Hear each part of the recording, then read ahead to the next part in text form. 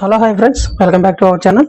Friends, ఈరోజు మనం చెప్పుకున్న టాపిక్ ఏంటంటే ముందు క్లాస్లో అతివాద యుగం గురించి మనం చెప్పుకోవడం జరిగిందండి.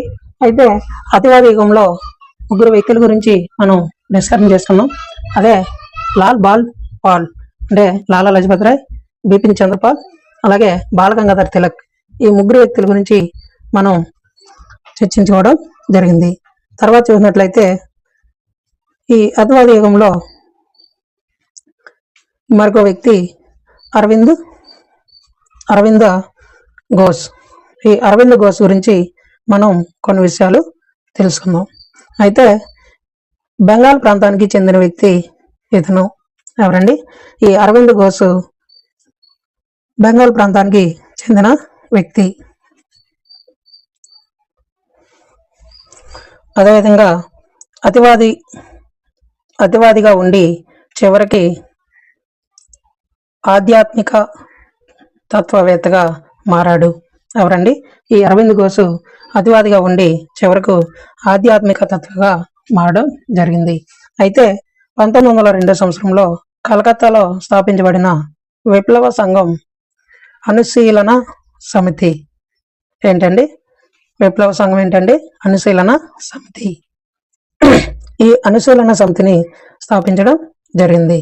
అయితే ఈ అనుశీలన సమితి స్థాపనలో పాల్గొన్న వారు ఎవరండి? బరీంద్ర కుమార్ ఘోష్, అలాగే జతేంద్రనాథ్ చటర్జీ, మూడో వ్యక్తి ప్రమోద్ మిట్టల్. ఈ ముగ్గురు వ్యక్తులు కూడా అనుశీలన సమితిలో స్థాపకులుగా ఉండడం జరిగింది. అయితే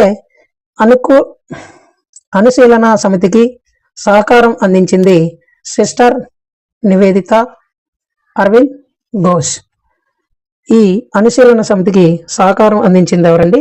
సిస్టర్ నివేదిత, అలాగే అరవింద్ ఘోష్ కూడా ఈ సహకారం అందించడం జరిగింది. అయితే తర్వాత చూసినట్లయితే అరవింద్ ఘోష్ హిందూ ప్రకాశ్ పత్రికకు సంపాదకుడిగా పనిచేయడం జరిగింది. ఏ పత్రిక అండి? హిందూ ప్రకాశ్ పత్రికకు సంపాదకుడిగా పనిచేసిన వ్యక్తి ఎవరండి అంటే అరవింద్ ఘోష్. అయితే స్థాపించింది మాత్రం ఎంజి రనడే. ఈ హిందూ ప్రకాశ్ పత్రికను స్థాపించింది ఎంజి రనడే. అయితే సంపాదకుడిగా పనిచేసిన వ్యక్తి అరవింద్ ఘోష్. అయితే ఈ అరవింద్ ఘోష్ రచించిన వ్యాసం ఏంటండి అంటే న్యూ ల్యాంప్ ఫర్ వరల్డ్ అనే వ్యాసాన్ని రచించడం జరిగింది. అయితే ఇతను జాతీయత అనేది లౌకిక తత్వమే కాదు, ఆధ్యాత్మిక తత్వం కూడా అని పేర్కొన్నాడు. ఏంటండి? ఇతను జాతీయత అనే లౌకిక తత్వమే కాదు, ఆధ్యాత్మిక తత్వం కూడా అని పేర్కోవడం జరిగింది. అయితే ఇతను జాతీయత అనే మతానికి దేశమాత దైవం అని పేర్కొన్నాడు. జాతీయత అనే మతానికి దేశమాత దైవం అని పేర్కొన్నాడు. అలాగే 1910 నాటికి పాండిచ్చేరిలో ఆశ్రమం స్థాపించుకున్నాడు. ఎవరండి? ఈ అరవింద్ ఘోష్ 1910 నాటికి పాండిచ్చేరిలో ఆశ్రమాన్ని స్థాపించుకున్నాడు. అయితే పాండిచ్చేరి యోగిగా పిలువబడిన వ్యక్తి అరవింద్ ఘోష్. పాండిచ్చేరి యోగిగా పిలువబడిన వ్యక్తి ఎవరండి? అరవింద్ ఘోష్. అదేవిధంగా ఈ అరవింద్ ఘోష్ రచించిన గ్రంథాలు మనం చూద్దాం. ఒకటి డివైన్ లైఫ్. ఏంటండి? Divine life. రెండోది వచ్చి సింథసిస్ ఆఫ్ ఇండియా అనే గ్రంథాన్ని, అలాగే మూడోది ద సీక్రెట్ ఆఫ్ వేదాస్, అలాగే నాలుగోది the foundation of Indian culture. నాలుగోది ఏంటండి? The foundation of Indian culture.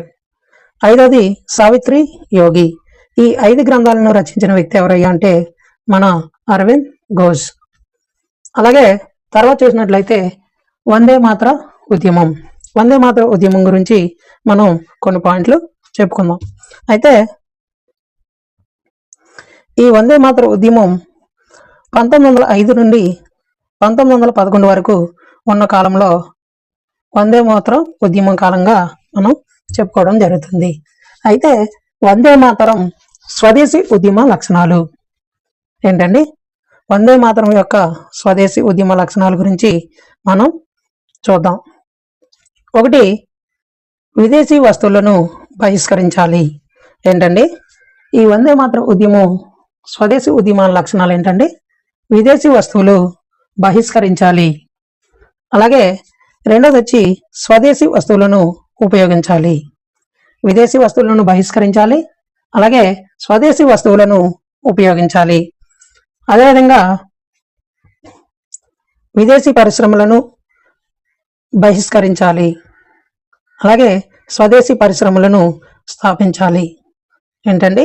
విదేశీ పరిశ్రమలను బహిష్కరించాలి, స్వదేశీ పరిశ్రమలను స్థాపించడం చేయాలి. అయితే స్వదేశీ పరిశ్రమల స్థాపనకు కృషి చేసిన వారు ఎవరయ్యా అంటే గోపాల్ హరిదేశ్ముఖ్. ఎవరండి? గోపాల్ హరిదేశ్ముఖ్. అలాగే ప్రఫుల్ల చంద్ర రే. ఎవరండి? ప్రఫుల్ల చంద్ర రే. పిసి రే. ఇతన్నే పిసి రే అని కూడా పిలవడం జరుగుతుంది. స్వదేశీ పరిశ్రమల స్థాపనకు కృషి చేసిన వ్యక్తులు ఎవరయ్యా అంటే గోపాల్ హరిదేశ్ముఖ్, రెండో వ్యక్తి ప్రఫుల్ల చంద్ర రే. ఈ ఇద్దరు వ్యక్తులు కూడా స్వదేశీ పరిశ్రమల స్థాపన కోసం కృషి చేయడం జరిగింది. అయితే లోకహితవాదిగా పిలువబడిన మొదటి వ్యక్తి ఎవరయ్యా అంటే గోపాల్ హరిదేశ్ముఖ్. ఎవరండి? లోకహితవాదిగా పిలువబడిన మొదటి వ్యక్తి గోపాల్ హరిదేశ్ముఖ్. అలాగే 1908లో బెంగాల్ కెమికల్ స్వదేశీ స్టోర్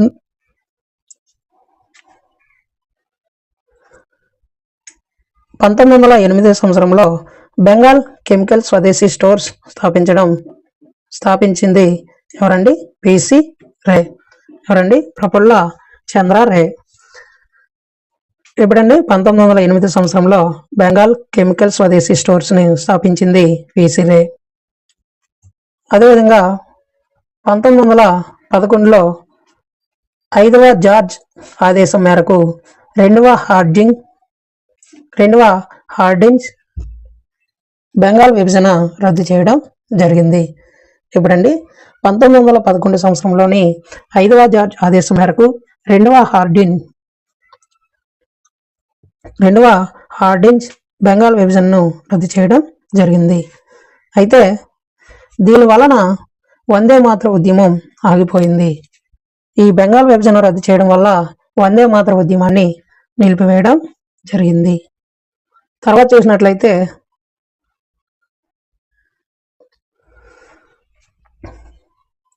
అదేవిధంగా ఈ మొదటి ప్రపంచ యుద్ధం ఎప్పుడండి? 1914 సంవత్సరం నుండి 1918 సంవత్సరం మధ్యలో జరగడం జరిగింది. అయితే తర్వాత చూసినట్లయితే లక్నో కాంగ్రెస్ సమావేశం. అయితే 1915లో హిందూ మహాసభ ఏర్పడింది. ఎప్పుడండి? 1915 సంవత్సరంలో హిందూ మహాసభ ఏర్పడడం జరిగింది. అయితే 1916లో మహామాన్యగా పిలువబడిన మదన్ మన్మోహన్ మాలవ్య.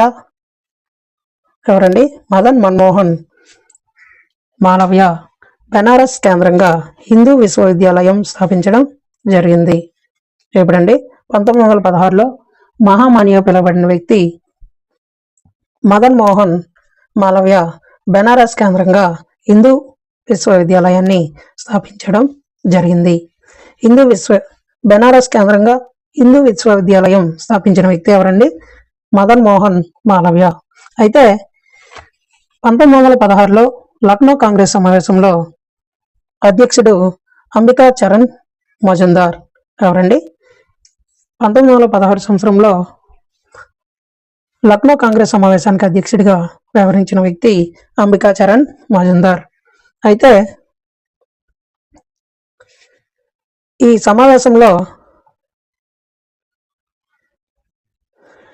సమావేశంలో ప్రత్యేకతలు ఏంటంటే ఒకటి, అతివాదులు మితవాదులు కలవడం జరిగింది. ఇప్పుడండి ఈ లక్నో కాంగ్రెస్ సమావేశంలో ప్రత్యేకతలు ఏంటంటే అతివాదులు మితవాదులు కలవడం జరిగింది. అయితే రెండోది వచ్చి కాంగ్రెస్ ముస్లిం లీగులు పార్టీలు రెండు కూడా కలిశాయి. కాంగ్రెస్ ముస్లిం లీగ్ పార్టీలు కూడా కలవడం జరిగింది.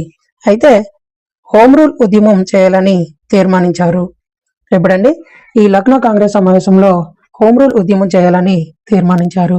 అయితే ఈ హోమ్ రూల్ అంటే స్వయం పాలన అని అర్థం. ఏంటండి హోమ్ రూల్ అంటే అర్థం ఏంటి? స్వయం పాలన అని అర్థం. అయితే 1916లో ఏప్రిల్లో బొంబాయి నుండి హోమ్ రూల్ ఉద్యమం ప్రారంభించినది ఎవరండి? లోకమాన్య తిలక్. ఎప్పుడండి 1916 సంవత్సరంలో ఏప్రిల్లో బొంబాయి నుండి హోమ్ రూల్ ఉద్యమం ప్రారంభించిన వ్యక్తి ఎవరండి? లోకమాన్య తిలక్. అయితే ఈ 1916లో సెప్టెంబర్లో మద్రాస్ కేంద్రంగా అఖిల భారత హోమ్ రూల్ లీగ్ ప్రారంభించింది ఎవరండి? అన్ బెసెంట్. 1916లో సెప్టెంబర్లో మద్రాస్ కేంద్రంగా అఖిల భారత హోమ్ రూల్ లీగ్ స్థాపించింది ఎవరండి? అన్ బెసెంట్. అలాగే తర్వాత చూసినట్లయితే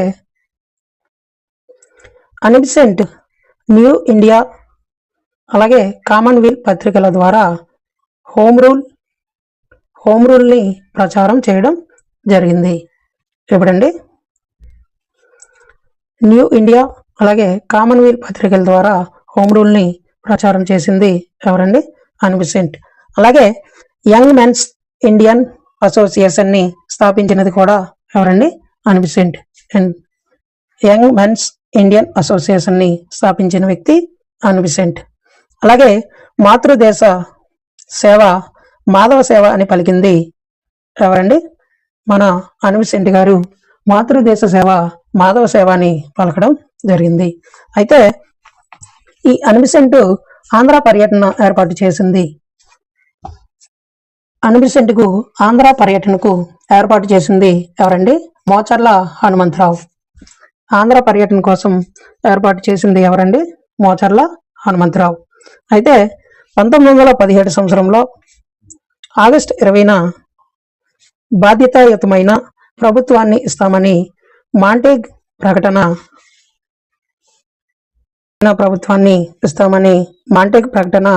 చేయడం జరిగింది. ఎప్పుడండి 1917 ఆగస్టు 20న బాధ్యతాయుతమైన ప్రభుత్వాన్ని ఇస్తామని మాంటేగేమో ప్రకటన చేయడం జరిగింది. అయితే అన్ బెసెంట్ ఏమో మదనపల్లిలో స్థాపించిన జాతీయ కళాశాలకు తొలి ప్రిన్సిపాల్ ఎవరండి? JH cousins. ఈ అన్ బెసెంట్ ఏమో మదనపల్లిలో స్థాపించిన జాతీయ కళాశాలకు తొలి ప్రిన్సిపాల్గా పనిచేసింది జేహెచ్ కజిన్స్. అలాగే 1917 జూన్ 16న అన్ బెసెంట్ ఉదక మండలం జైల్లో నిర్బంధించడం జరిగింది. ఎక్కడండి? ఉదక మండలం జైల్లో నిర్బంధించబడిన వ్యక్తి ఎవరండి? అన్ బెసెంట్. ఇప్పుడు 1917 జూన్ 16న ఈ జైల్లో నిర్బంధించడం జరిగింది. అయితే 1917 సెప్టెంబర్ 16న అన్ బెసెంట్ గారు విడుదలవ్వడం జరిగింది. ఇప్పుడండి 1917 సంవత్సరంలోని సెప్టెంబర్ 16న విడుదలవ్వడం జరిగింది. అయితే జూన్ 16వ తేదీన నిర్బంధ నివాస దినం అని పాటించారు. ఎప్పుడండి? జూన్ 16వ తేదీన నిర్బంధ నివాస దినంగా పాటించడం జరుగుతుంది. అలాగే ఆంధ్ర ప్రాంతంలో హోమ్ రూల్ కార్యదర్శి ఎవరండి? గాడిచర్ల హరి సర్వోత్తమరావు. ఆంధ్ర ప్రాంతంలో హోమ్ రూల్ కార్యదర్శి ఎవరండి? గాడిచర్ల హరి సర్వోత్తమరావు. అలాగే అన్ బెసెంట్ 52 హోమ్ రూల్లు స్థాపించడం జరిగింది. ఏనండి? 52 హోమ్ రూల్లు స్థాపించడం జరిగింది. అయితే 1918 నాటికి హోమ్ రూల్ ఉద్యమం నిలిపివేయడం జరిగింది. ఈ హోమ్ రూల్ ఉద్యమాన్ని ఎప్పుడు నిలిపివేయడం జరిగిందంటే 1918 సంవత్సరంలో ఈ హోమ్ రూల్ ఉద్యమాన్ని నిలిపివేయడం జరిగింది.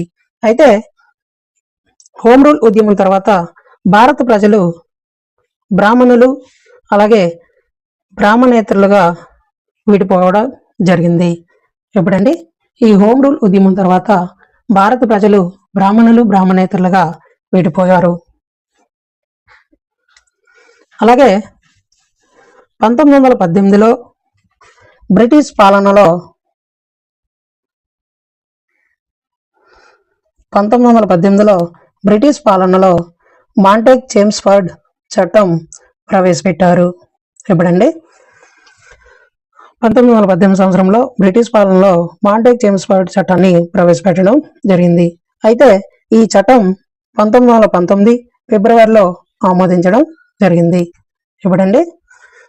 1918 సంవత్సరంలో ప్రవేశపెడితే 1919 ఫిబ్రవరిలో ఆమోదించడం జరిగింది. అయితే ఈ చట్టం ప్రకారం రాష్ట్రాల్లో ద్వంద్వ ప్రభుత్వం, కేంద్రంలో ద్వంద్వ సభ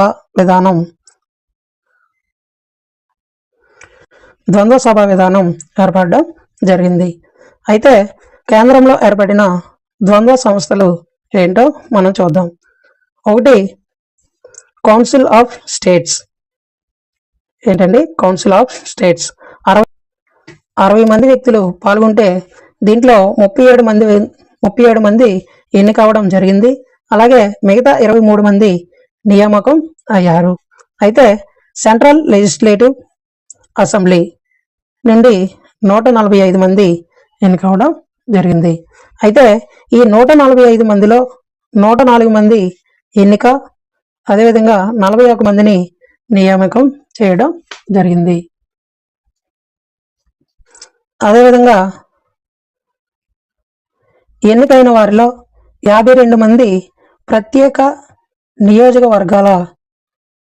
నియోజకవర్గాలకు చెందిన వారు. అలాగే ఈ చట్టం ప్రకారం పన్ను చెల్లించిన వారికి ఓటు హక్కు కల్పించడం జరిగింది.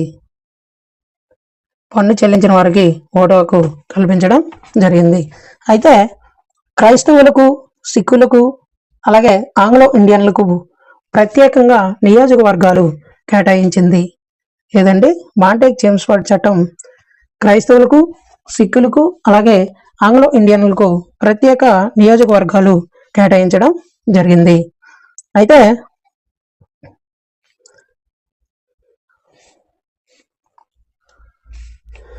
అలాగే 1919 సంవత్సరంలో జరిగిన ముఖ్య సంఘటనలు వరుస క్రమంలో మనం చూద్దాం. ఒకటి 1919 ఫిబ్రవరిలో మాంటేగ్ చేమ్స్ఫర్డ్ చట్టం రావడం జరిగింది. అలాగే 1919 మార్చిలో రౌలత్ చట్టాన్ని ప్రారంభించారు. ఇప్పుడండి 1919 మార్చి సంవత్సరంలో రౌలత్ చట్టాన్ని తీసుకురావడం జరిగింది. అలాగే 1919 ఏప్రిల్ 6న గాంధీ సత్యాగ్రహ దినంగా పాటించడం జరిగింది. అలాగే తర్వాత చూసినట్లయితే 1919 సంవత్సరంలో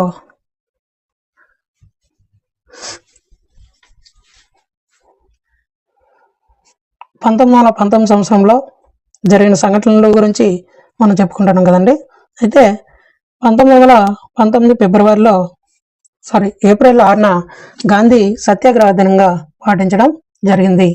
అదేవిధంగా తర్వాత 1919 ఏప్రిల్ 10వ తారీఖున సత్యపాల్ సైఫుద్దీన్ కిచ్యూల్ అరెస్టు. ఎవరండి? సత్యపాల్ అలాగే సైఫుద్దీన్ కిచ్యూలు అరెస్ట్ అవ్వడం జరిగింది. అయితే 1919 ఫిబ్రవరి 13న జలియన్ వాలాబాగ్ దురంతరం. ఎప్పుడండి? 1919 ఏప్రిల్ 13న జలియన్ వాలాబాగ్ దురంతరం. అయితే 1919 అక్టోబర్ 17న అఖిల భారత ఖిలాఫత్ దినోత్సవం పాటించడం జరిగింది. అలాగే గాంధీజీ రౌలత్ చట్టానికి వ్యతిరేకంగా 1919 ఏప్రిల్ 6న తొలిసారిగా భారతదేశం అంతా సత్యాగ్రహ దినం పాటించడం జరిగింది. దేనికండి? రౌలత్ చట్టానికి వ్యతిరేకంగా సత్యాగ్రహ దినాన్ని పాటించింది 1919 ఫిబ్రవరి 6న గాంధీజీ గారు ప్రారంభించడం జరిగింది. ఇవన్నీ కూడా 1919 సంవత్సరంలో జరిగిన ముఖ్యమైన సంఘటనలు. అలాగే అదేవిధంగా జలియన్ వాలాబాగ్ దురంతరం కారకుడు ఎవరండి? General Michael Dyer. ఈ జలియన్ వాలాబాగ్ దురంతరానికి కారణమైన వ్యక్తి జనరల్ మైకేల్ డయర్. అయితే డయర్ను అభినందించిన ఇంగ్లాండ్ పత్రిక మార్నింగ్ పోస్ట్ ఏంటండి? డయర్ను అభినందించిన ఇంగ్లాండ్ పత్రిక ఏంటి? Morning Post. అదేవిధంగా జలియన్ వాలాబాగ్ దురంతరంకు నిరసనగా బిరుదులు వదులుకున్న వారు ఠాగూర్ నైట్వుడ్, అలాగే యోధ బిరుదం, అలాగే గాంధీజీ గారు కైజర్ ఈ హింద్, అదేవిధంగా హిందూ దేశ సింహం, హిందూ దేశ సింహం. అలాగే నైట్వుడ్ బిరుదు సాహితీ రంగానికి చేసిన కృషి ఫలితంగా లభించింది. ఠాగూర్ గారికి నైట్వుడ్ అనే బిరుదు సాహితీ రంగానికి చేసిన కృషి వల్ల లభించడం జరిగింది. తర్వాత చూసినట్లయితే దక్షిణాఫ్రికాలో జరిగిన బోయర్ల యుద్ధాల్లో బ్రిటిష్ వారిని సమర్థించినందుకు గాంధీజీకి కైజర్ ఈ హిందూ అని బిరుదు ఇవ్వడం జరిగింది. అలాగే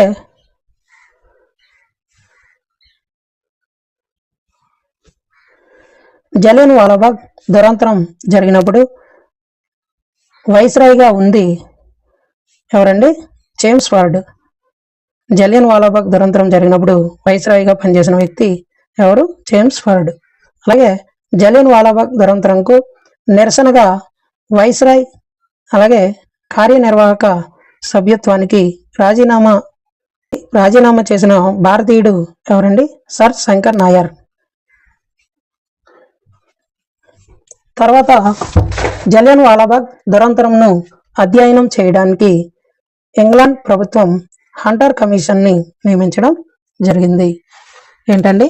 జలియన్ వాలాబాగ్ దురంతరంను అధ్యయనం చేయడానికి ఇంగ్లాండ్ ప్రభుత్వం హంటర్ కమిషన్ను నియమించడం జరిగింది. అయితే ఈ హంటర్ కమిటీ 1919 అక్టోబర్లో నియమించడం జరిగింది. అయితే ఈ కమిటీ 1920 ఫిబ్రవరిలో నివేదిక సమర్పించింది. అలాగే హంటర్ కమిటీలో సభ్యులుగా ఉన్నవారు ఎవరండి? 1 రైస్ రాస్కిన్, 2వ వ్యక్తి చిమత్ సెతల్వాడ్. ఎవరండి? చిమత్ సెతల్వాడ్. 3వ వ్యక్తి థామస్ స్మిత్, 4వ వ్యక్తి సుల్తాన్ అహ్మద్, 5వ వ్యక్తి ఏమో జగత్ నారాయణ్. ఈ 5 కూడా హంటర్ కమిటీలో సభ్యులుగా ఉన్నవారు. అలాగే తర్వాత చూసినట్లయితే హంటర్ కమిటీ నివేదికలోని అంశాలు. ఈ హంటర్ కమిటీలోని నివేదికలోని అంశాలు ఏంటండి? 1 500 మాత్రమే మరణించారు.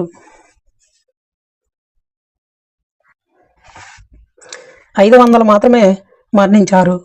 ఎందుకండి? ఈ జలియన్ వాలాబాగ్ దురంతరంలోని 500 మాత్రమే మరణించడం జరిగింది. అయితే ఇది ఒక పెద్ద పొరపాటుగా పేర్కొన్నారు. అలాగే హంటర్ కమిటీకి పోటీగా కాంగ్రెస్ ఏమో నెహ్రూ కమిటీని నియమించింది. ఏంటండి? ఈ హంటర్ కమిటీకి పోటీగా కాంగ్రెస్ ప్రభుత్వం నెహ్రూ కమిటీని నియమించడం జరిగింది. అయితే ఈ కమిటీలో సభ్యులుగా ఉన్నవారు ఎంఎల్ నెహ్రూ, అలాగే ఎంకే గాంధీ, అలాగే ఎంఆర్ జైకర్. 4వ వ్యక్తి తేజ్ బహదూర్ నఫ్రూ. ఈ నలుగురు వ్యక్తులు కూడా ఈ నెహ్రూ కమిటీలో సభ్యులుగా ఉండడం జరిగింది. అయితే నెహ్రూ కమిటీ నివేదికలో జలియన్ వాలాబాగ్లో 1200 మంది మరణించినట్లు పేర్కొనడం జరిగింది. ఎంతమంది అండి? 1200 మంది మరణించడం ఈ నెహ్రూ కమిటీ నివేదిక ఇచ్చింది. అయితే హంటర్ కమిటీలో మాత్రం 500 మంది మరణించినట్లు నివేదిక ఇచ్చింది. కానీ ఈ నెహ్రూ కమిటీ 1200 మంది జలియన్ వాలాబాగ్లో మరణించడం జరిగిందని నివేదిక అందించారు. ఓకేనా ఫ్రెండ్స్, ఇది ఇవాళ వీడియో. నెక్స్ట్ వీడియోలోని మనం గాంధీ యుగం గురించి మనం చెప్పుకోవడం జరుగుతుందండి. మీకు ఈ వీడియో నచ్చినట్లయితే లైక్ చేయండి, షేర్ చేయండి, అలాగే ఛానల్ని సబ్స్క్రైబ్ చేసుకోండి. Please support the channel. Thanks for watching.